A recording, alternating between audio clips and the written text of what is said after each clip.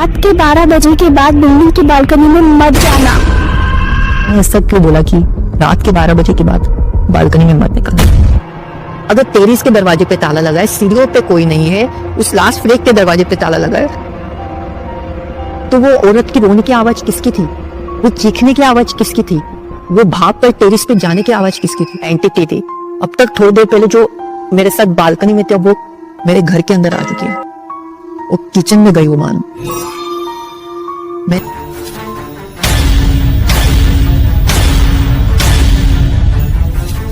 Guys, ये video इतनी ज्यादा हॉरर होने वाली, इतनी ज्यादा डरावनी होने वाली है कि अगर तुम लोग इस वीडियो को अगर रात में देख रहे हो ना, तो मत देखो। अगर तुम लोगों ने इस वीडियो को मिस कर दिया ना, तो इससे ज्यादा क्रीपी और स्पूकी हॉरर स्टोरी पूरे यूट्यूब पे तुम लोगों को नहीं मिलने वाली है। सो बिना किसी देरी के शुरू करते हमारे आज की स्टोरी को। सो लगा लो कानों में ईयरफोन, क्योंकि अब हम एक ऐसे सफर पे जाने वाले हैं, एक खौफनाक दुनिया में।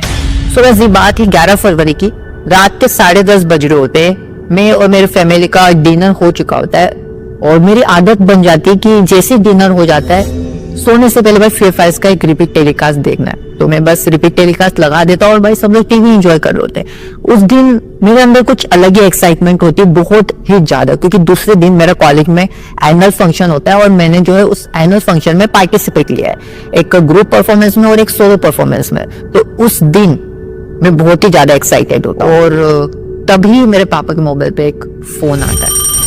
अच्छा हाँ ठीक है, तो मैं कल सुबह की 8 बजे की ट्रेन से गाँव आता हूँ। क्या हुआ पापा, कोई टेंशन वाली बात है? अरे कुछ नहीं बेटा, वो थोड़ी सी दादी की तबीयत खराब है गांव में, तो हमें कल सुबह की ट्रेन से गांव जाना पड़ेगा। अरे पापा, पर मेरा कल कॉलेज में एनुअल फंक्शन है, मैं नहीं आ सकता हूँ। ठीक है, तुम इधर ही रुको, मैं और मम्मी जाते हैं, परसों तक आ जाए। तो मैं उनसे पूछता हूँ कि अगर तबीयत ज्यादा खराब है तो मैं भी आता हूँ, लेकिन वो बोलते नहीं, तुम एनुअल फंक्शन अटेंड करो, बिकॉज तुमने जो है बहुत दिनों से इसके लिए प्रैक्टिस करे। तो मैं बोलता हूँ ठीक है, मैं कॉलेज चले जाता हूँ, आप लोग गाँव चले जाना। तो फिर मैं रात के 11:30 बजे सो जाता हूँ, क्योंकि कल सुबह मेरा कॉलेज होता है 8 बजे और मुझे जल्दी उठना है, क्योंकि मैं लेट नहीं होना चाहता। सुबह जब मैं उठ के देखता हूँ कि घर में कोई नहीं होता है मेरे अलावा, फिर मुझे याद आता है कि मम्मी पापा तो गाँव गए हुए। एंड फिर मैं फटाफट कॉलेज जाने के लिए तैयारी करता हूँ और फिर मैं कॉलेज के लिए निकल जाता हूँ। और जब मैं कॉलेज में पहुंचता हूँ तो देखता हूँ कि स्टेज बन रहा है, एनुअल फंक्शन का इवेंट हो रहा है, भाई मतलब सब तैयारी चालू है। 8 बजे में जो है कॉलेज टाइम टू टाइम पहुंचा, तो कॉलेज मेरे घर से ज्यादा दूर नहीं होता, कुछ 30 मिनट का रास्ता होता है। यहाँ तक तो सब कुछ नॉर्मल चल रहा था और जैसे मैं कॉलेज पहुंचता तभी मेरे मम्मी का फोन। हेलो, हम लोग ट्रेन में बैठ गए हैं और तुम घर पे जाकर डिनर कर लेना, और याद से वो झूठे बर्तन धो देना, क्योंकि रात में झूठे बर्तन रखना अच्छा नहीं होता है। और हाँ, तुम्हें याद है रात के 12 बजे के बाद बिल्डिंग की बालकनी में मत जाना। तो मैं शॉक हो जाता हूँ थोड़ी देर के लिए कि मम्मी ने ऐसा क्यों बोला कि रात के 12 बजे के बाद बालकनी में मत निकलना। मैं इस चीज को इतना सीरियस नहीं लेता, बिकॉज मैं एज अ ग्रुप परफॉर्मेंस जो मैंने पार्टिसिपेट लिया था और मुझे जो है उस इवेंट के लिए मेरे ग्रुप को वॉलंटियर भी बनाया गया था, तो फिर मैं बस इवेंट की तैयारी में लग जाता हूँ। एंड देखते देखते 10 बज जाते हैं और एनुअल फंक्शन चालू हो जाता है और 2 बजे तक हमारा ग्रुप परफॉर्मेंस भी हो जाता है, लेकिन अभी तक मेरा सोलो परफॉर्मेंस नहीं आया था। तो मुझे लगता है कि थोड़ी देर वेट करूंगा, आ जाएगा, लेकिन वेट करते करते 5 बज जाते हैं, फिर भी मेरा सोलो परफॉर्मेंस नहीं आता है। तो मैं मेरे सीनियर्स के पास जाता हूँ, जिनके पास परफॉर्मेंस की लिस्ट होती है, उन लिस्ट में लिखा होता है सबका नाम, जिन जिन का परफॉर्मेंस होने वाला होता है। तो मैं बोलता हूँ मेरा नाम देखो, तो वो सीनियर्स बोलते तुम्हारा नाम तो 30 नंबर पे है, लिस्ट का लास्ट नंबर 35। तो मैंने कहा मेरा परफॉर्मेंस आते आते तो रात हो जाएगी, मुझे घर जाते जाते लेट हो जाएगा। मैंने ऐसे सीनियर को बोला, मैंने कहा मेरा परफॉर्मेंस भैया जल्दी कर दो, मैं तो इसी कॉलेज को। तो बोलते हैं हाँ तो इसी कॉलेज का, इसलिए एडजस्ट कर, बिकॉज जो बाकी कॉलेजेस के स्टूडेंट है उन्होंने हमारे कॉलेज के इवेंट में पार्टिसिपेट लिया है। अगर वो थोड़ा सा भी डिसअपॉइंटमेंट होंगे तो फिर नेक्स्ट ईयर शायद वो हमारे कॉलेज के इवेंट में पार्टिसिपेट ना ले, तो थोड़ा सा कॉम्प्रोमाइज कर ले। ये सुन के मुझे बहुत गुस्सा आता है कि यार मैं कब से वेट कर रहा हूँ, अभी तक मेरा सोलो परफॉर्मेंस नहीं आया। तो मैं थोड़ा सा कंट्रोल करता हूँ, मैंने कहा ठीक है अब तक इतना वेट कर ही लिया तो थोड़ी देर वो वेट कर लेते हैं। लेकिन ये जो इवेंट है रात के 12 बजे तक चलने वाला था, क्योंकि ये मेरे कॉलेज का अब तक का सबसे बड़ा इवेंट था। वेट करते ही करते जो है मेरा परफॉर्मेंस फाइनली रात के 10:30 बजे आता है। और उस टाइम तक मेरी हालत खराब हो जाती वेट कर करके, और जो मेरी नर्वसनेस है बहुत ही ज्यादा बढ़ जाती। जैसे मेरा नाम अनाउंस होता है, मैं मेरे दोस्त को कॉल करता हूँ कि मेरा परफॉर्मेंस आ गया है और तू मेरा परफॉर्मेंस का शूट कर। वो मेरे ऑडियंस में बैठा होता है। वो फाइनल परफॉर्मेंस बहुत अच्छी तरीके से हो जाता है 11:15 बजे तक।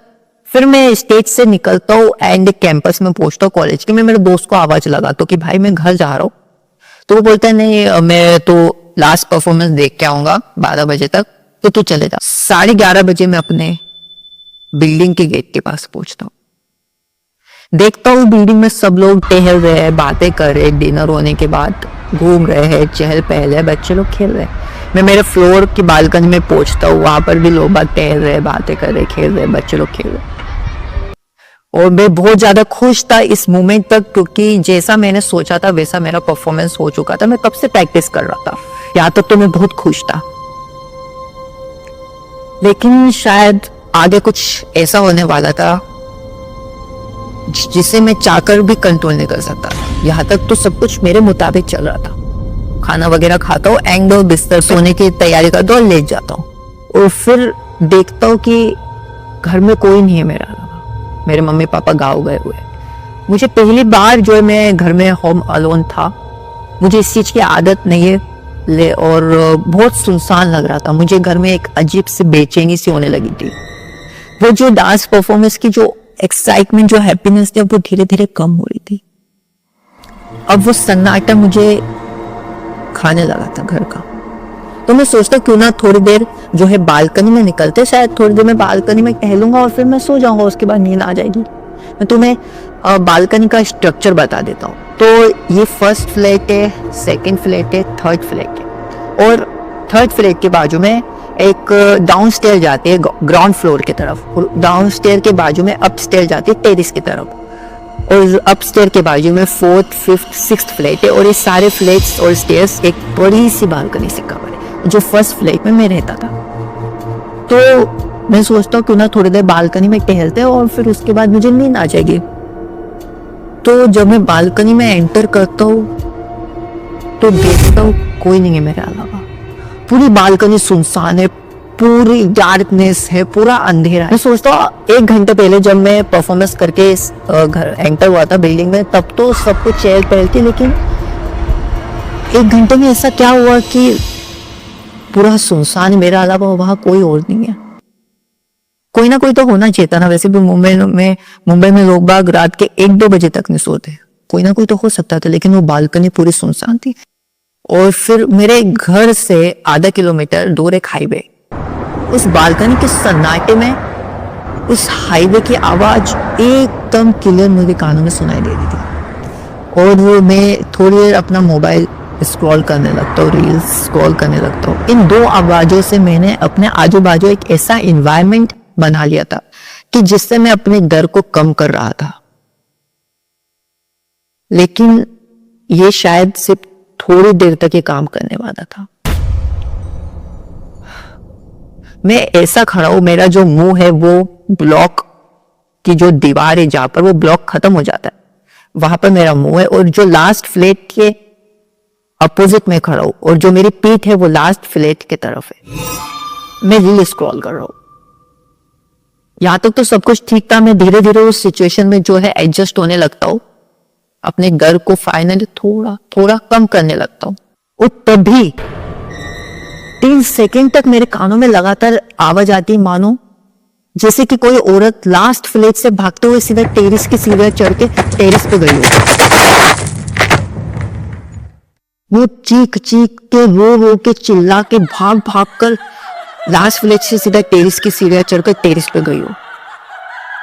उसकी तेज भागने की पायल की आवाज, उसकी पैर की आहट और रेलिंग पकड़कर सीढ़ियों पे चढ़ने की हाथों की आहट तक मेरे कानों में इतने जोर से सुनाई आई थी।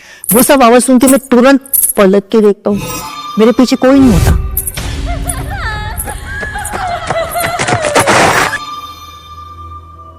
तो मैं सोचता हूँ कि सच्ची में लास्ट फ्लैट में किसी लेडी के साथ कुछ बुरा हुआ है और वो अपने बचाव के लिए लास्ट टेरेस पे गई होगी, क्योंकि वो आवाज ना सिर्फ पायल की थी, वो आवाज ना सिर्फ पैरों की आहट की थी, वो मानो मेरे पीछे एक ऐसा इन्वायरमेंट रिक्रिएट हुआ था कि सच्ची में किसी लेडी के साथ कुछ बुरा हुआ है और वो अपने बचाव के लिए टेरेस पे भाग के गई हो। तो मेरे दिमाग में ये थॉट नहीं आता है कि इतनी रात में कौन हो सकता है, वो एक एंटिटी भी हो सकती है। मेरे दिमाग में थॉट बिल्कुल नहीं आता है, क्योंकि वो आवाज इतना रियलिस्टिक था, इतना ज्यादा क्लियर और तेज था कि मुझे ऐसा लगता है कि नहीं सच्ची में किसी के साथ कुछ बुरा हुआ है। तो फिर मैं सोचता हूँ क्यों ना मुझे टेरेस पे जाके देखना चाहिए, शायद किसी को मेरी मदद की जरूरत है। एकदम से हिम्मत तो नहीं होती कि मैं तुरंत भाग के जाऊँ टेरेस पे देखूं। तो मैं टेरेस पे जाके देखता हूँ और देखता हूँ कि टेरेस का दरवाजा बंद है, उस पे ताला लगा है। और मैं जब सीढ़ियां उतर कर बालकनी में आता हूँ तो देखता हूँ कि लास्ट फ्लैग के दरवाजे पे भी ताला लगा है। इन दोनों दरवाजे पे ताला देखकर मेरे होश उड़ जाते हैं, मैं एकदम शॉक हो जाता हूँ, मेरी दिल की धड़कनें और तेज हो जाती है। अगर टेरेस के दरवाजे पे ताला लगा है, सीढ़ियों पे कोई नहीं है, उस लास्ट फ्लैग के दरवाजे पे ताला लगा है, तो वो औरत की रोने की आवाज किसकी थी?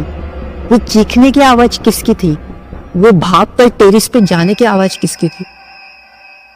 मैं सब बस अपने आप से ये सब आंसर ढूंढ ही रहा होता हूँ, अपने आप से सवाल पूछ रहा होता हूँ। मैं उस टाइम तक सच्ची में बहुत ज्यादा डर गया था। और सडनली मेरा मोबाइल बजता है, देखता हूँ कि फाइनली मेरे दोस्त ने मुझे मेरे परफॉर्मेंस का वीडियो भेज दिया, क्योंकि मैं बहुत ज्यादा एक्साइटेड हो जाता हूँ कि नहीं फाइनली अब मैं जो है अपने डांस परफॉर्मेंस को देखने वाला हूँ। इतने दिनों से मैं जिस चीज की प्रैक्टिस कर रहा हूँ, फाइनली अब मैं उस वीडियो को देखने वाला हूँ। तो वो जो मेरे साथ अभी कुछ थोड़ी देर पहले जो कुछ भी हुआ, वो धीरे धीरे चीजें जो वो थॉट से कम होने लगे, वो दर्द थोड़ा सा कम होने लगा। लेकिन यही मेरी सबसे बड़ी गलती थी, और मैं उस वीडियो को देखने के एक्साइटमेंट में ही उस जो सीढ़ियां टेरेस पे जाती है उस फर्स्ट सीढ़ी पे बैठ जाता हूँ, पहली सीढ़ी पे। मैं वीडियो देख ही रहा होता हूँ कि मैं मतलब मेरा जो पूरा ध्यान है वो वीडियो में है, लेकिन तभी मुझे ऐसे धीरे धीरे आवाज आती मानो कोई टेरेस के गेट पे से ऐसे चलकर आ रहा है, जैसे 5-6 महीने के बच्चे कैसे क्रोलिंग करके चलते घुटने पे और अपने हाथों पे, तो कोई घुटने और हाथों के बल से उस सीढ़ियों पे से चल नीचे उतर रहा है, और वो उसके हाफने की आवाज आ रही है, और धीरे धीरे उस उतरने की पायल की आवाज आ रही है, और हाफने की आवाज से मुझे साफ मालूम पड़ रहा था कि वो किसी औरत की आवाज है। तो वो सुनकर मैं शॉक हो जाता हूँ, मेरी हिम्मत नहीं होती कि मैं उस सीढ़ी से उठकर भागूं, मैं उसी जगह पे स्टक हो जाता। वो आवाज धीरे धीरे बढ़ते जा रही थी, उस पायल की आवाज, उस औरत की हाफने की आवाज धीरे धीरे बढ़ते जा रही थी। एक कुछ टाइम बाद ऐसा हुआ कि वो आवाज बहुत ज्यादा बढ़ गई हाफने की, और कुछ टाइम बाद वो औरत के हाफने की आवाज इतनी ज्यादा बढ़ चुकी थी कि मानो वो जस्ट मेरे पीछे बैठी हो। मैं फर्स्ट स्टेयर पे बैठा था और वो मानो सेकंड स्टेयर पे मेरे पीछे बैठी हो, और उसकी जो हाफने की आवाज थी, उसकी जो हवा थी, वो मेरे कानों पे लग रही थी, गालों पे लग रही थी। मुझे ऐसा महसूस हो रहा था कि उसका मुंह इधर है। मेरी हिम्मत नहीं होती है, मेरे दिल की धड़कनें तेज हो जाती है, उसकी पायल की आवाज बंद हो जाती है, लेकिन उसकी हाफने की आवाज नहीं।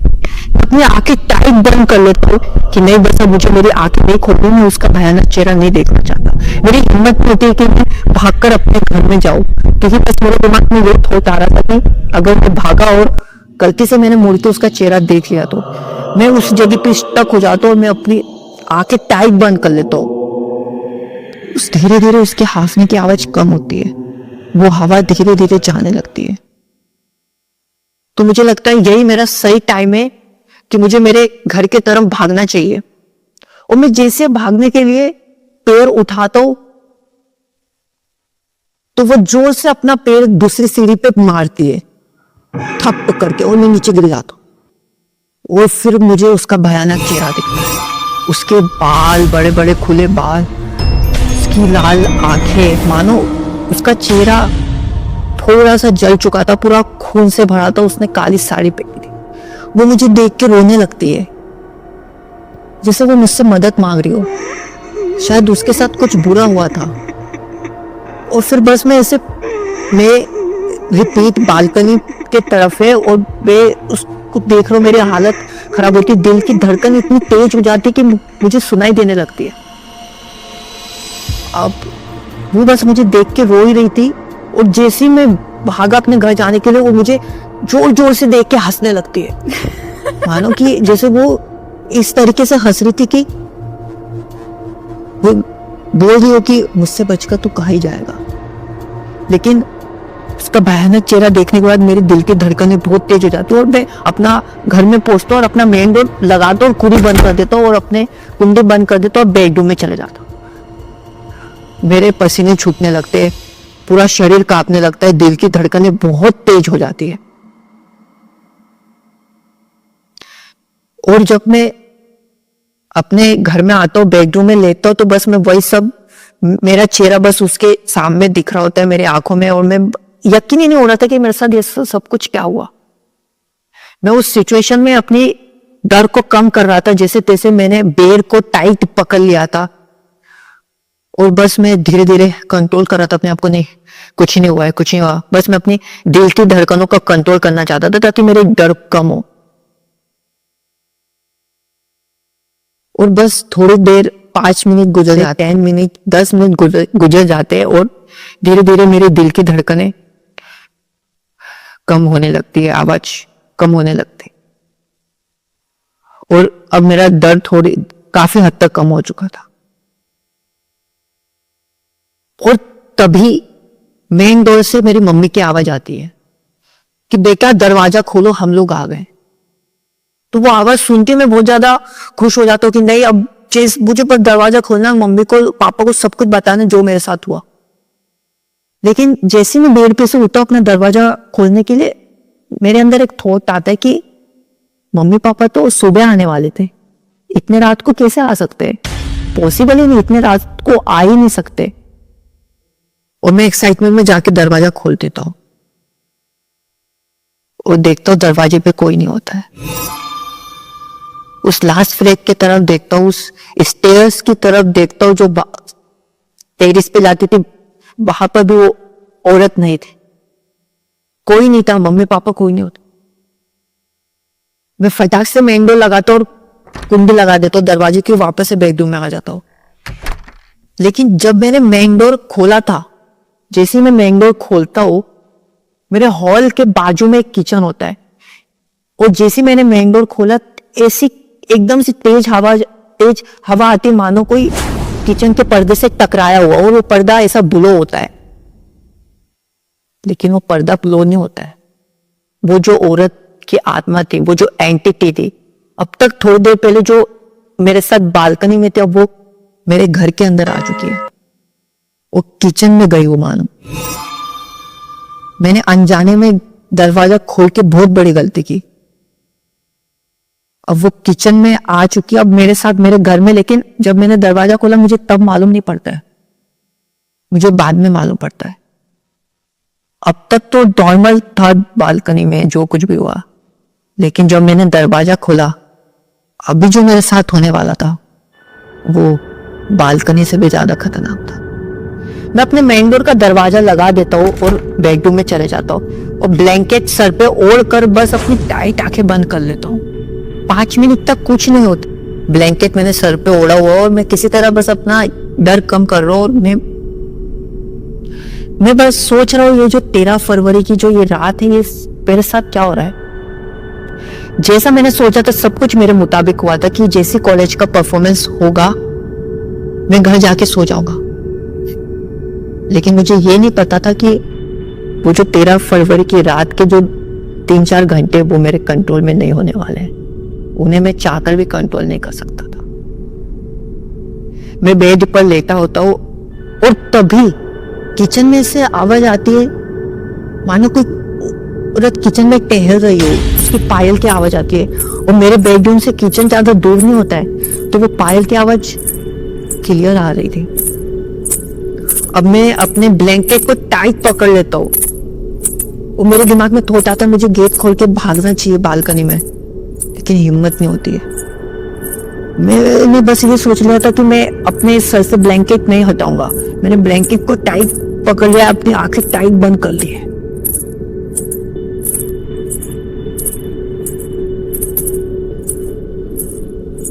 और कुछ सेकंड बाद वो पायल की आवाज बंद हो जाती है। जैसी पायल की आवाज बंद होती है तुरंत एक आवाज आती है मानो किसी ने किचन की रेक में से बर्तन निकाल के फेंके हो। वो आवाज सुन के तुरंत डर जाता हूँ। मुझे अब पक्का यकीन हो चुका था कि कोई ना कोई किचन में है मेरे अलावा, इस घर में कोई ना कोई है। तब मैं कनेक्ट करता हूँ कि जब मैंने दरवाजा खोला था तो वो हवा नहीं थी, वो एंटिटी थी जो पर्दे से टकराकर किचन में गई थी। और तभी एक आवाज आती मानो कोई किचन में से चलते चलते मेरे बेडरूम की तरफ आ रहा है। धीरे धीरे वो पायल की आवाज तेज होते आ रही है। एक टाइम को इतनी तेज हो गई थी कि मानो वो औरत अब मेरे बेड के बाजू में बैठी है। और अब पायल की आवाज थम सी गई थी क्योंकि अब वो मेरे बेड के बाजू में बैठी थी और वो रोने लगती है और कहने लगती है, मैं तुम्हें कुछ नहीं करूंगी, बस मुझे मेरा रिवेंज लेना है, बस मुझे तुम्हारा शरीर चाहिए। जब वो ऐसा बोलती मैं बहुत कांप जाता हूँ और वो मेरे सर से ब्लैंकेट हटाती और तो वो मेरे सर पे हाथ से हिलाने लगती है। उसके हाथ नॉर्मल नहीं होते, किसी औरत की तरह मजदूर की तरह होते, पूरे हाथों में छाले पड़े हुए हो जैसे। अब मेरी दिल की धड़कनें बहुत ज्यादा तेज हो गई थी, शरीर पूरा कांपने लग गया था, पसीने छूटने लग गए थे। और वो सहलाते सहलाते रो रही है और मैं अपनी आंखें तब भी नहीं खोलता हूँ, मेरी आंखें मैं अपनी टाइट बंद कर लेता हूँ। तभी मेरे कानों में मानो ऐसी आवाज आती है जैसे कि मंदिर के आरती हो रही हो। और जैसी वो कानों में मेरे आवाज आती है कि मंदिर में आरती हो रही हो, वो तुरंत औरत भागते हुए सीधा मेन डोर पे जाती है और मेन डोर का दरवाजा जोर से पटकती है। फिर मैं भी उठ के देखता हूँ तो देखता हूँ कि मेन डोर की कुंडी टूटी हुई है। और मैं हॉल में जब घड़ी में टाइम देखता हूँ तो 4 बज रहे होते, 4 बजने में 5 मिनट बाकी होते हैं। फिर मुझे याद आता है कि 4 बजे तो मेरे घर के पास जो मंदिर है वहां पर आरती होती है, शिव जी के मंदिर में। तो शायद उस आरती की आवाज से वो चली गई हो। जो जोर से जब वो दरवाजा मेन डोर का से पटकती तो साफ महसूस होता है कि वो भागकर सीधा लास्ट फ्लैट की तरफ गई हो। मुझे पता है कि वो मैंने रात कैसे सरवाइव की। भले ही वो सब कुछ एक साथ नहीं हुई चीजें, लेकिन धीरे धीरे हो रही थी, टाइम लैप्स में हो रही थी, रुक रुक के हो रही थी। लेकिन वो रात में अब भी नहीं बोल सकता। जब मेरे मम्मी पापा आए, मैंने उन सबको ये सब कुछ बताया, उन लोगों ने मेरी बातों का यकीन नहीं किया। और जब नेबर्स से जब मैंने ये सब पूछा तो उन्होंने बताया कि कुछ साल पहले लास्ट फ्लैट में एक औरत ने कुछ रॉन्ग डिसीजन लिया था और अब भी उसकी स्पिरिट जो है इसी बालकनी में भटकती है। जिस टाइम उसने रॉन्ग डिसीजन लिया था शायद तुम उसी टाइम पे बालकनी में टहल रहे होंगे, शायद इसलिए तुम्हारे साथ ऐसा हुआ है। हम लोग उस अपार्टमेंट में नए थे, शायद इसलिए हमें कुछ पता नहीं था। सो गाइस, आज की स्टोरी यही खत्म होती है। I hope you all enjoyed this story. अगर वीडियो अच्छी लगी तो लाइक करना, शेयर करना, चैनल को सब्सक्राइब करना। बाय द वे, ये चैनल सिर्फ हॉरर स्टोरीज के लिए नहीं है। इस चैनल पे फिक्शनल और real romance, crime, thrill, horror and suspense बहुत सारी स्टोरीज आने वाली है। So click the bell icon and subscribe the channel.